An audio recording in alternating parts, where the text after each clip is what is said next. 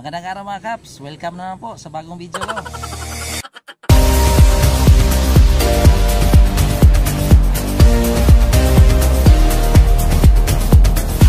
Ngayon, pag-usapan natin kung kailan nga ba tayo magpapalit ng oil ng mga motor natin.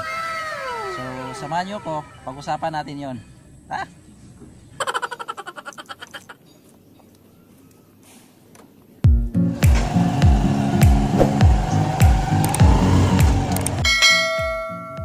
Yan mga kaps, last video ko itinuro ko sa inyo kung paano magpalit ng oil o yung langis ng motor natin.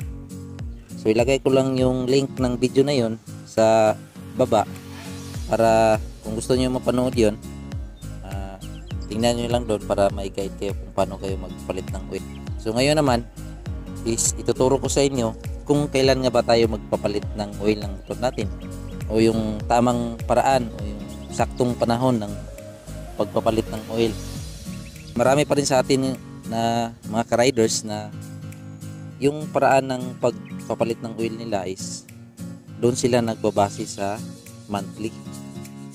Siguro sira yung odometer nila kaya doon na lang sila nagbabase sa monthly o yung every month, 2 months yun. Pero may iba naman kahit na okay pa yung odometer nila is doon pa rin sila nagbabase sa monthly, which is hindi po kasi tama yung monthly na yung monthly kayo nagbabase ng pagpapalit ng oil ninyo. Base na rin sa experience ko at advice din sa mga ibang mga mekaniko, ang tama po talagang paraan ng papalit ng oil is doon kayo magbabase sa odometer, kasi doon kasi malalaman natin yung distance traveled ng motor natin o yung gaano kalayo na ba yung tinakbo ng motor natin. So ito, gaano nga ba kalayo yung dapat na i-reach ng motor natin bago tayo magpapalit ng oil?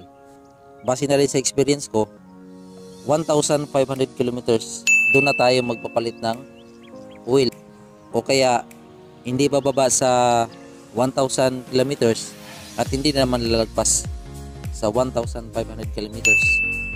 Advice ko lang doon naman sa sira yung mga odometer, kung ang motor niyo is ginagamit niyo siya palagi araw-araw, yun bang for example ginagamit niyo siya pang utility o yung pinapasada niyo siya, o kaya angkas driver kayo o yung food panda delivery kayo, advice ko talaga guys, every month kayo magpapalit ng oil ng motor ninyo.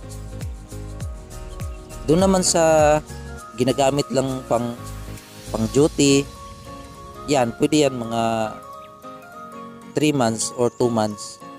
Hindi naman lalagpas ng 3 months kasi matagal na yun.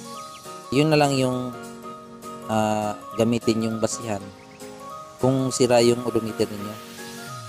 Kaya mga kahaps, importante talaga yung odometer ng motor natin.